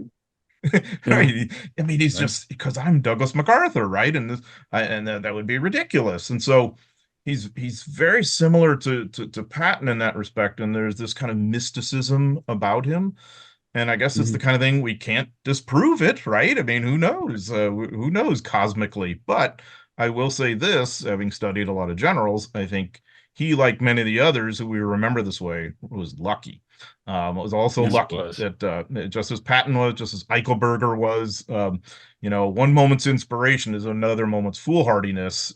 If you end up like Buckner, who isn't as lucky on Okinawa, who is killed, um, so it's the roll of the dice, I guess. That's it. That's 100% Wasn't it it. Caesar who said, "I'll take a lucky general over a brave general any day"? I can't remember who said that, It was but either the Caesar or Napoleon, one of the great battle captains. one, Yeah, I've heard that. yeah. Yep. I want to set this up one more time though, on the first cav, because we're going to talk about the Mm. sprint here in a minute. Um, in modern formation, right, a cavalry division and an armor division, basically they both have mechanized units and armored units, and it's the balance, the mix of the mechanized versus armor, that determines whether it's an armored division or a mechanized division or a cavalry division. I know these guys weren't wearing their Stetsons and spurs, but was that true for these guys as well? There was armor along with the mechanized units that made them into the first cavalry division. Well, John? it's true for any infantry division at this point that you've got armor attachments. So Mhm. typically like a tank battalion that's attached to your division, a tank destroyer battalion, or perhaps you're working with an armored division and having some cross attachments or whatever. You see a lot of that in Europe, of course. Here, the first cavalry division is really an interesting formation in that it's really the dirty little secret. It's really an infantry division. And I know Mhm. many of those who were part of it and remain part of it today would probably want to shoot me for saying that with their Colt 45 or whatever it would be that they'd get after me. Or maybe they'd stab me with their saber. I don't know. But I'm sorry, it's an infantry division that doesn't have its horses anymore, but still calls itself Mhm. troops and squadrons. And yes, okay, it's organized a little bit differently. And it certainly has more cavalry recon vehicles of armored cars and a little bit more mobility. But if we're thinking about it in our larger order of battle, it's really an infantry formation primarily. But having said that, I think they so earn the nickname they have, the first team. This unit has Especially proven here. itself at Leyte. Mhm. It is high speed, and you're going to see even more so on Luzon. And I think all the way, the broad sweep of history since the first cavalry division is just amazing on many levels. Later when it has air mobility and all that in Vietnam is a completely different dimension. But for this particular mission, when you think about all the division size units at MacArthur's disposal, this is one that is cast properly and well. If we're going to have this sort of thunder run dash into Manila, First Cavalry Division is the ones who should do it, and I think they do it well. And the key figure in that is Brigadier General William Chase, who is basically the assistant division commander, and is extremely well suited to this. Here's a guy who not only is really courageous, but he understands mechanized maneuver warfare, especially in the context of island fighting, really well. So he becomes sort of the Thunder Run leader that's ultimately going to take us into the northern reaches of Manila. To that exact point, General MacArthur had had enough of waiting around. And this is when he gives that drop dead February 5 date as to get your behinds into Manila like now. And he gets a hold of Major General Vern D. Mudge from the 1st Cav and gives him the order, quote, go to Manila, go around the nips, bounce off the nips, but go to Manila, unquote. That is General Douglas MacArthur's words. In response to that, that's when Mudge tabs uh, uh, Chase, Brigadier General Chase, and says, get your behinds into Manila. And he forms what history calls the flying columns. And that's another discussion for another episode, which is hair raising and cool all at the same time. But this is just a brigade, right, Seth? Yes. This is just a brigade. Yeah. So he's Well, not, not you're like not a- saying not a even- not division even. time. And like a light Not even. battalion brigade. Yeah. Wow. Yeah. Yeah. Mudge called a meeting of his senior commanders at 7 o'clock that night when he gets those orders from MacArthur and announces that Chase would come in the 2 flying columns, as there actually is 3 flying columns, as they were called, organized around Lieutenant Colonel Haskett L. Hack Connor's 2nd Squadron, 8th Cav Regiment, and Lieutenant Colonel William Lobit's column organized around 2nd Squadron, 5th Cav Regiment. They'd only been ashore, what, John? A few days. I mean, it Yeah. hadn't been long. It hadn't been more than a week Yep. when they get this assignments. And this is not. I mean, they're well suited for this, but this is not exactly what they're like. Oh, really? Yeah, thanks. Mhm. Appreciate that. First order on Luzon, and it's literally just go to Manila, just fly. Chase holds a final commanders meeting on New Year's Eve at 9 a.m. I'm sorry, not New Year's Eve, January 31st, 1945.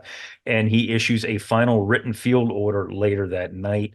The initial target was the Cabanatuan Santa Rosa area. And there's a whole nother discussion we're going to have about the Cabanatuan raid. That's another discussion for another day. Too much going on there to fit that into here. But it's basically, like you were saying, it's the Thunder Run of 1945. It's just get your butts down there, put the pedal to the floor, and just go. On top of that, as if there wasn't enough going on, that same day, MacArthur executes Mike 6, which is another operation where my personal favorite Army commander of World War II, Bob Eichelberger, comes ashore. It's a 2nd Amphibious Assault, and as you were talking about, it's an understrength Airborne Division. Of course, we're talking about 11th Airborne Division. They land at Nasugbu, 45 miles southwest or south of Manila.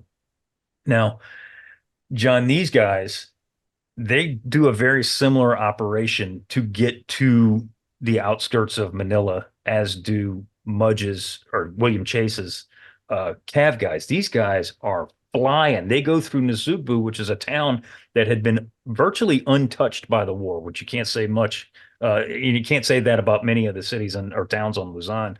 They're greeted by hundreds and hundreds of civilians. And this is something we haven't talked about, but we need to, because when you think of liberating civilians, your mind instantly goes to Normandy or Holland or places like that. But this was, in my opinion, even more rapturous than those ever had been, because these are American people that were being liberated by their own countrymen. This is a serious event. The welcoming that these troopers get here, and not just them, but other American forces that have landed on Luzon, pales in comparison to anything they'd ever seen before. I mean, these are some most happy definitely. people. Absolutely. And so they're plying you with eggs and fruit, any kind of food you could possibly imagine, live chickens, liquor. I mean, they want a party. I mean, this is a great moment in the war. They've been really worried. There's been a lot of tension in the archipelago, but on Luzon, about what the Japanese are going to do when and if the U.S. does invade. Are they going to just slaughter Filipinos altogether? Are they going to booby trap places? Or I mean, what are they going to react to this? When are the Americans going to come and liberate us and give us a better life? And how are we going to be part of this too? When do we rise up?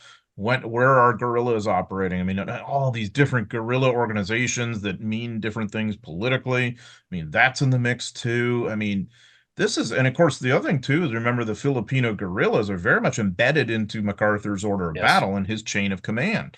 Okay. And of course, there's a lot of Americans involved in that too, people who have evaded captivity, originally, or whatever, like the Volkmans of the world and Wendell Ferdigs and whatever else. So here you are, part of the 11th Airborne Division, and your mission, of course, is to move rapidly Basically a truck and foot thunder run Yeah.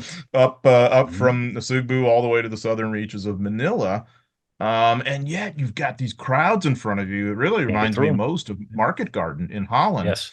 When you have this very quick timetable and here all these folks converging on you. So it's an exercise in diplomacy, of saying, thanks, this is great, but we need to move on too, and commanders have Gotta to, go. yeah, gotta go. Commanders have to be on top of that. And I think they are, from Eichelberger down to Joe Swing, who's the really remarkable commander of the 11th Airborne Division. And so, eventually this is going to be a kind of a road bound kind of advance, again, kind of similar to Market Garden, but with a better concept and outcome. But so from the Japanese point of view, let's think about what you're confronted with here. You're confronted with basically two columns of maniacs coming at you from north and south on either side of Manila that must indicate greater American strength somehow. So they're really confused, and especially from the south, they are really they're reeling. They're outwitted. They actually outnumber the 11th Airborne Division quite significantly by a factor of maybe 2 to 1 in the operational area in general.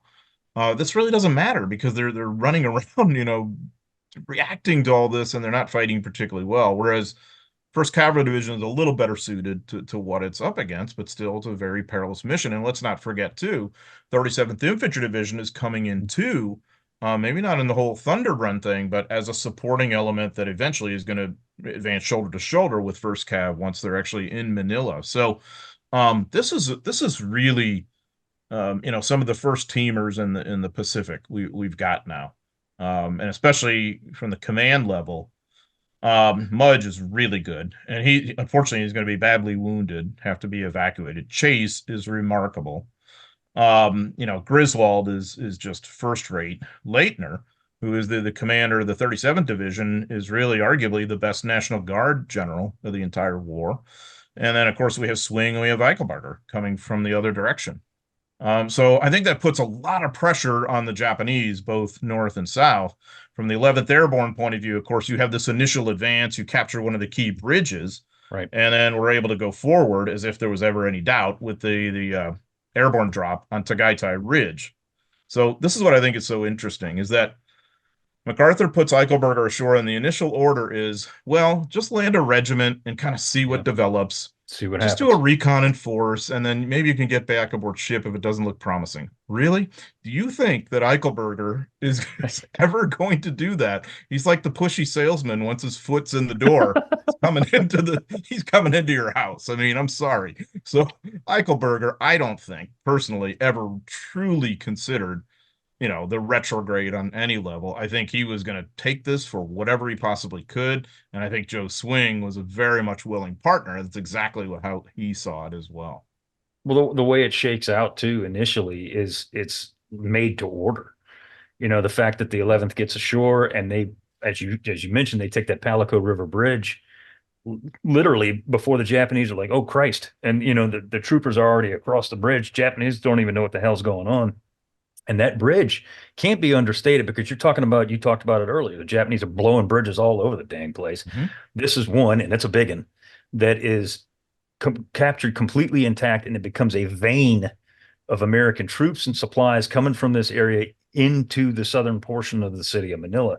And that is that main thoroughfare where these guys are just flying up there. I mean, they are just hauling ass. Eichelberger tells Swing, quote, advance all day and advance throughout the night, unquote. And that's exactly what he does. Because once Eichelberger, to your point, John, when he realizes that the door has been kicked open and I'm in the house and I'm going to sell you this car or this vacuum, whatever the case may be, he brings out everything he has and just pours it into the fight because he knows now I got an open door. And Eichelberger thinks that he can make it into Manila. And as we know, he actually is a little bit late, but that's besides the point. You talked about Tagaytay Ridge. That is one of the few airborne drops of the Pacific War.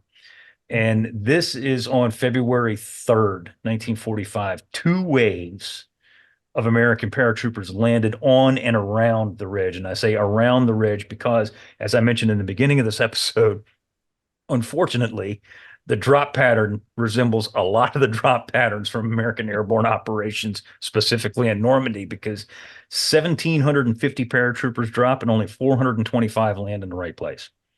It's typical of American parachute operations in World War II, and I've got a lot of airborne friends. I'm going to hear about it for the rest of my days. I'm not bemoaning the airborne. Just hear me clear. It's just the way it is. It's just that it was, they were scattered from all to hell and gone.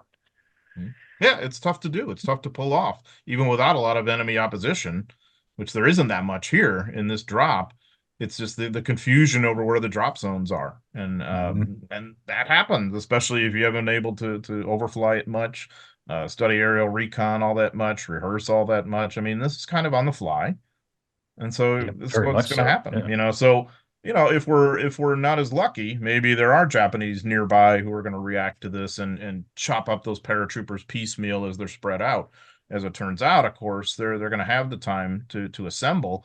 The biggest impediment to assembling the 511th Parachute Infantry Regiment, honestly, is the Filipino civilian presence of being so excited and wanting to help too, of grabbing up the equipment and saying, "Oh, let me carry this for you. Where are we taking this?" Well, I don't know.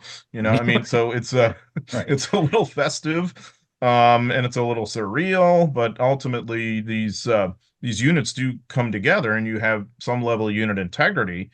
And then you've got this fight, the 511th combining with the 188th, I think it was, glider infantry under Shorty Sewell, who's really a remarkable commander who eventually is going to command the 3rd ID in Korea. In this case, he leads, along with Eichelberger and Swing, one of the key fights that helps them link up and then continue the momentum of that advance into Manila. The other thing I wanted to point out about this that I think really is on the positive side of the ledger is Eichelberger and his cohorts embracing night actions, which is a tremendous weakness, in my opinion, of the U.S. Army and Marine Corps for generations, of just kind of ceding the night to our enemies, hunkering down in perimeters and saying, all right, shoot at anything that moves out there. No, in this case, they're going to say the night is our friend. The night is when we can operate. The night was when we can compound their confusion and grab more terrain. We don't fear the night. We use it. And there are some exceptions, like Terry Allen in the European theater and whatnot. But I don't think it's done enough. And so I think that's one of the reasons why this is as effective an advance as it was. Bill, one of the paratroopers who jumps with the 511th is a guy I think we all know, who is somebody that is very famous, or was, God bless him, very famous. Tell us about this native of Syracuse, New York. Yeah, Seth, we've done a few episodes where the episode sounded like an episode. We told stories where the episode sounded like an episode from the Twilight Zone. Well, how appropriate. It's because one of the young men who dropped on Tagaytay Ridge, or at least somewhere in the vicinity, because who knows where the heck he landed, was one Rodman, better known as Rod Serling. Born on Christmas Day, 1925. Yes, the Rod Serling of Twilight Zone fame hailed from Syracuse before enlisting in the Army upon graduation from high school in 1942. Serling's initial goal was to be a tail gunner in a B-17 and fight in the skies over Europe. And we just reviewed that miniseries. Yet, as he quickly realized, his eyesight was not good enough to see the target. So he decided that becoming a paratrooper was the next best thing. Slight in stature, airborne training was difficult for Serling. Sweating through the torturous summers at Camp Techoa, Georgia, yes, of Band of Brothers fame. Initially, Serling was going to be transferred out of airborne training because he was only 5 feet 4 inches tall. He was too small, or so it seemed. But he talked his way back in and was awarded his jump wings several weeks later. Serling received his baptism of fire on Leyte with the other members of his demolition company, fighting on Leyte in the rain, heat, and humidity, and incessant close combat with the Japanese began to take a toll on the entire 511th and Serling. Frequently out of touch with the American supply lines, the 511th had to receive rations and ammunition via an airdrop. In one very surreal instance, Serling watched as his best friend, Marvin Levy, staring intently at the food crates that are being dropped by parachute to his unit, and he hollered, "It's raining chow, boys," and was promptly decapitated by a parachute-less food crate. Did that make it into an episode of the Twilight Zone, Seth? I don't No, remember. I don't remember, but you know that had to scar. You talk about scarring, John, scarring emotionally. That absolutely influence, and that's not the only thing by any means, but No, that's one of no. the first instances that Rod Serling remembered vividly for the rest of his Right. life. Go ahead, Bill, keep going. He was twice wounded on Leyte, once Yeah. in the knee, another in his wrist by enemy shrapnel, yet stayed on the line and was relieved with the rest of his unit. Once on Luzon, Rod and his demo squad would see intense combat, a memory that particularly haunted Serling, as if the Levy episode wasn't bad enough, occurred inside Manila in Rizal Stadium, specifically when he had to shoot and kill a Japanese soldier standing on third base.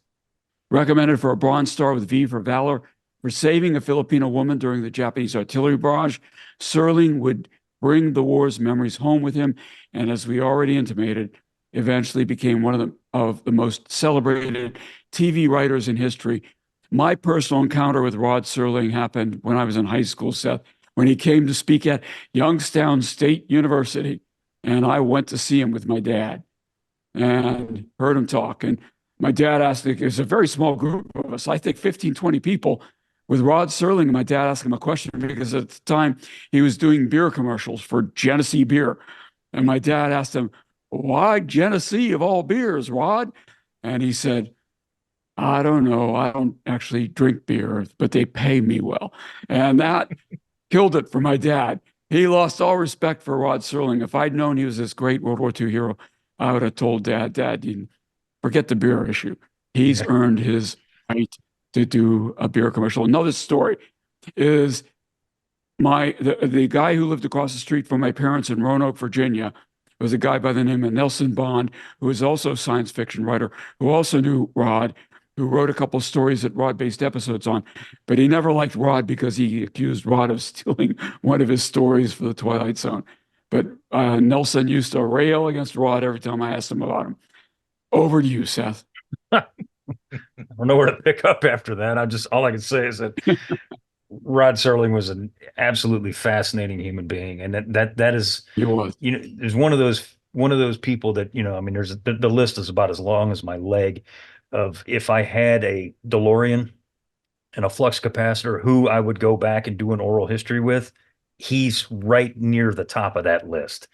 Because if you've seen Yeah. any episodes of I mean, literally, just all you have to do is watch one, and you can see who Mhm. wrote it at the very end or at the very beginning. I forget how it is. Regardless, most of them were written by Serling, and that Yeah, is, you can tell that the war troubled that man for the rest of his it did. life, and that's When I met him, he was chain smoking the entire time. he No still did. surprise. I think he died within 2 years. And when I must have met him in 72-ish. And I think by 74, he was gone. Too early, too young. Yeah. But the smoking will do it. Yeah, fascinating human being. So we talked about briefly, and we're going to wrap this sucker up, the race that wasn't. So you got these forces that are just racing to Manila, thinking they're racing to Manila, because you've got the Airborne just flying up there, and then you've got chases people flying this way.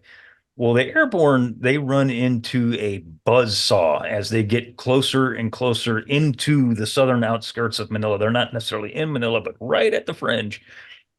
And they're running into these heavy Japanese defenses. And this is the first real defensive effort that the Japanese have put up in this area. And it stops the 11th Airborne cold, John, because as you mentioned earlier, this is not even a full strength Airborne division. And they run into that wall, and that's it. They're not moving right there until they get more help. So the race that Eichelberger thought he was going to win isn't really much of a race at all, is it? Yeah, not from that perspective. Yeah, the 11th Airborne hits the Ganko line, which is basically a line of urban fortifications. Yeah. So if you can imagine a sort of pillbox style, concrete or building style fortifications in an urban setting, block by block, layers of them, and usually at a prominent corner that's going to allow them to have, fields of fire in many different directions of your advance. That's what you're running into, is basically a light airborne division that doesn't have a ton of artillery resources, doesn't have that much air power at its disposal right now. It's a light infantry force. So there's just no way, unless these are unmanned, these fortifications, there's no way that you're really going to be able to breach that yourself. So the whole thing is kind of anticlimactic from Eichelberger's perspective, because what he's hoping is to beat Kruger into Manila, the liberator of Manila. Well, what he doesn't know is that by the time 11th Airborne is encountering the Genko line, the 1st Cavalry Division and the 37th Infantry Division have technically, entered the Manila city limits, to the north. And, but, it doesn't really matter. No, it doesn't. But this had already happened by that time. One thing that I think is maybe a little more disquieting from the command perspective is that here's where you see the rivalry turn into something that could have led to tragedy, because 6th Army and 8th Army are not coordinating. And under the wrong circumstances, there could have been instances of friendly fire because they're not communicating. When you look at Eichelberger's letters to his wife, Emma, at that point in time, he's really frustrated because he's not hearing anything from Kruger's headquarters, and he doesn't really know what's going on with 6th Army's advance into northern Manila. And MacArthur's headquarters either doesn't know what's going on or isn't helping out much at all.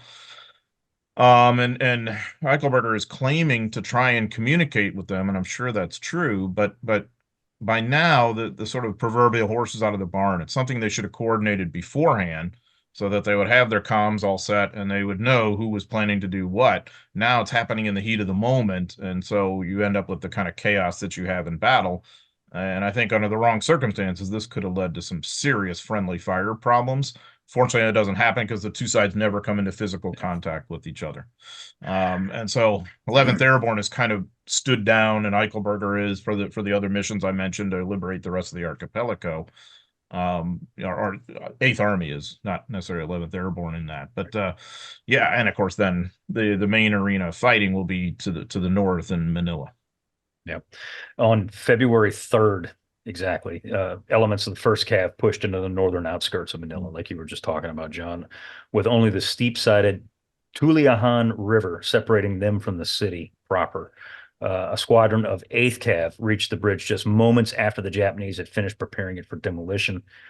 Two sides opened fire on one another. The Japanese lit the fuse on this bridge specifically, one of the only ones still standing to get into Manila. And without hesitation, Lieutenant James Sutton, who was a Navy demo expert, rushed out there and dashed through Japanese fire and cut the fuse, which allowed the bridge to remain intact. And theoretically, the way to Manila at this point is clear. That evening, elements of the Cav passed through the northern suburbs into the city itself.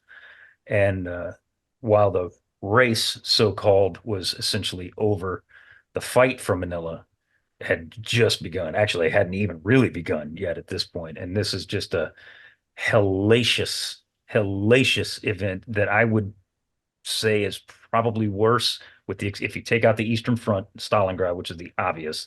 If you take that out and you look at just American units fighting in urban combat, I don't think there's any question. Manila is the nastiest of them all. Absolutely. It is. It is the biggest and nastiest urban combat the U.S. Armed Forces are going to face in this war. The only peer it has on many levels is the Battle of Aachen, the Battle of Nuremberg, maybe. But really, it's Manila. And obviously I talked about U.S. casualties before, 1,010 killed in action and several thousand wounded. It's the Filipinos who pay the greatest price. We still don't know how many Manila residents were killed. So you'll often hear 100,000. I don't know if that's true or not, but I do know that as of when 1st Cav, enters the city limits, unfortunately, the fighting and dying is just beginning. MacArthur thinks it's the opposite. He thinks, great, this is the culminating moment. He has his staff planning a big parade and all this business, which is just kind of surreal in retrospect to think of that. Actually, the fighting and dying is just beginning, and the destruction, the wanton destruction of property and places and human beings is just beginning. And so February of 45 is going to be so horrible on so many levels for anyone in Manila. Absolutely. Yeah, without jumping Bill. too far ahead, I know 1 million Filipinos or so are killed during the war. What percentage of that is going to happen here in Manila? So if we accept the number of 100,000, that's 10%. Percent. And yeah, and 1 million out of what, a population between 17 and 18 million. I don't Right. think there's too many other countries that suffer that level of, proportional death. It's really quite Mhm. sobering. The tragedy is just about to unfold here for sure. And I think, we talked about Rod Serling. He was in New Guinea. He didn't do any fighting there. Not the 11th Airborne didn't, or they might have done patrolling, but they didn't do any heavy fighting in New Guinea. However, his stay in New Guinea inspired him to write a poem, which I think is a good way to close this episode out because it's kind of eerie, typical of Rod Serling, and it's a good point to the fighting that's going to be in Manila. And it goes like this. It's called New Guinea Nightmare by Rod Serling. And it says, down here, there are no 10 commandments, and a man can raise a thirst. Here live the outcasts of civilization, life's victims at their worst. Down the steaming Guinea coast live the men that God forgot, battling the ever-present fever, the itch, and the tropical rot. Living with the natives down in the sweltering zone, rooting like hogs in a wallow, 10,000 miles from home. Nobody knows we're living. Nobody gives a damn. Back home, we're soon forgotten. We soldiers of Uncle Sam. Drenched with sweat in the evenings, we stew in foxholes and dream, killing ourselves with alky to dam up memories' stream. At night, we lie on our pillows with ills no doctor can cure. Hell no, we're not convicts, just soldiers on a tour. We have but one consolation, and that to you I shall tell. When we die, we'll all go to heaven because we've done our hitch in hell. Hell of a writer, hell of a good way to end this episode. Do you guys have anything else you want to add before we wrap this first of many episodes on Luzon and the fighting up? I think Rod Serling summed it up well, because that's what it was going to be for a lot of people in Luzon, and the sense of alienation and isolation of just the few of us out here in this terrible remote place fighting anonymous small unit actions existing out here somewhere, and nobody in America really knowing or understanding or whatever. I mean, that I think that's the part that shines through to me, because if he felt that way in New Guinea, I guarantee you he felt that way on Leyte, and he was going to feel that way on Luzon too, and he wasn't alone. Absolutely. Bill, how about you? Yeah, I mean, I would call that a poem of a dog face, right? And it was superb, and anything else I say would just ruin it. Yep. So with that, we want to thank you very much for listening and or watching to the Unauthorized History of the Pacific War podcast. Give us a rating and review. We do appreciate it. Thank you very much for tuning in. If you have a question or a comment, send us an email at unauthorizedpacificpodcast@gmail.com. Give us a like and subscribe to our YouTube channel. Once again, my name is Seth Paradon. I want to thank you very much for listening and or watching. John, thank you for hanging with us this time and dishing out on Luzon. We got a lot more to talk about as we get through this campaign, man. Absolutely. Thanks for having me on. I appreciate it, guys. Yep. Bill, bring us home. And see you again next week.